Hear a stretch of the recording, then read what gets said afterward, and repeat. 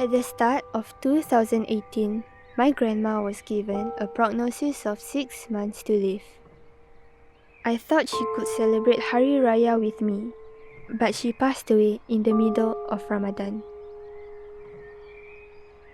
For the last 4 months, I got closer to her, and I learned a lot more about her.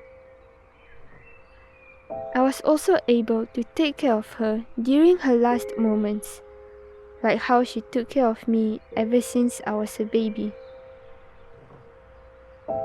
These last few precious moments would not have been possible without the intervention of palliative care. It has helped me, my family, and my grandma through those very tough 4 months.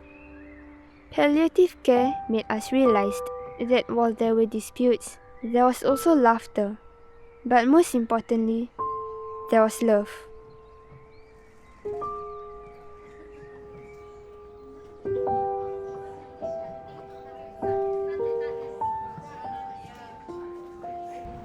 Palliative care is a program for patients with life-limiting illnesses.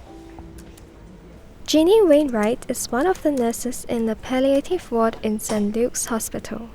Jeannie also shares that the atmosphere in the palliative ward often gets very intense and at times can even unhinge the most seasoned nurses. So there was one day when we had, unfortunately, 3 patients pass away in a very close time frame within the same shift. And accumulatively, when you're a caregiver as a nurse or even the OTPT, it's a lot of caregiver stress. It's a lot of grief that we also go through. So at that time, Chaplaincy Seok Ing came. She's such a lovely lady, and we're so fortunate to have her here at St. Luke's. She came and she said, "Come, let's pray." And it was just like on the spot. It was very spontaneous. All the nurses just got around in a circle in like a bit of a huddle, and we all just prayed together. The relationship between a patient and a caregiver in the palliative ward is unique. It is also amplified, and it often gets very personal. So I've had this uncle, he is not communicative, so this patient couldn't speak verbally, but he's still awake. So every time when I see him, he didn't want to do much, but he wants us to massage his legs. Through that, we have these silent conversations. I think three or 4 days before he passed, he knew, so he was already quite weak, but he was still able to gesture to me. So I was massaging him, and then when I was almost done, I put my hand very near to him, and then he looked in my eyes and he held the gaze for quite some time. He tapped my shoulder and he showed a thumbs up. Palliative care is more than just easing the pain of the patients. It is also about the emotional and mental side of the patient.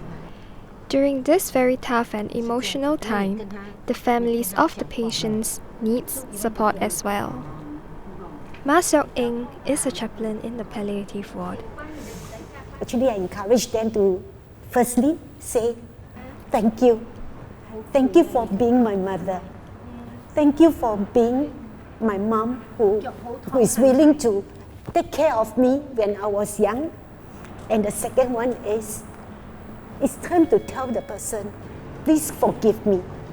Besides asking for forgiveness, I think it is good to let the person know that I have forgiven you, because I think I want the person to return back to God joyfully, cheerfully, without any guilt. It is very important to tell our loved ones that I love you. The word "I love you" is very important. It's simple, but it's very meaningful. And the last one, which I think is equally important, is we need to tell our loved ones and assure them, don't worry about me. I will take very good care of myself. From her own experience, Seok Ing learned a few things of her own. I always encourage my patients' family, touch and hold them while they are still warm. Don't hold them when they have turned cold. Because I learned that the feeling of touching the person actually can create a skip in my heart, but it creates a sensation in the patient, and the patient will really embrace that even through the most difficult moment.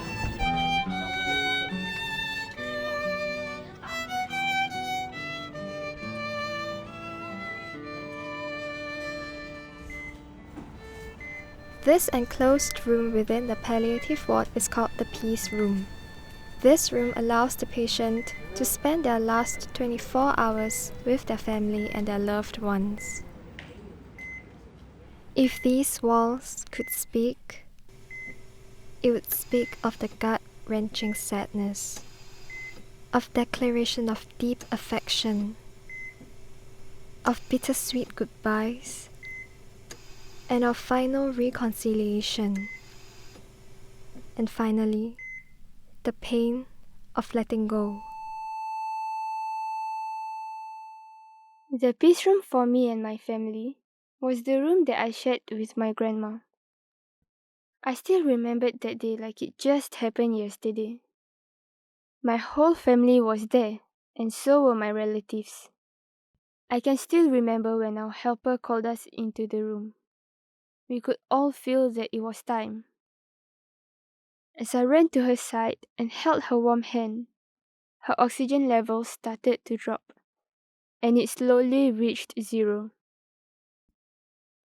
And as she took her last breath, her hand slowly became cold.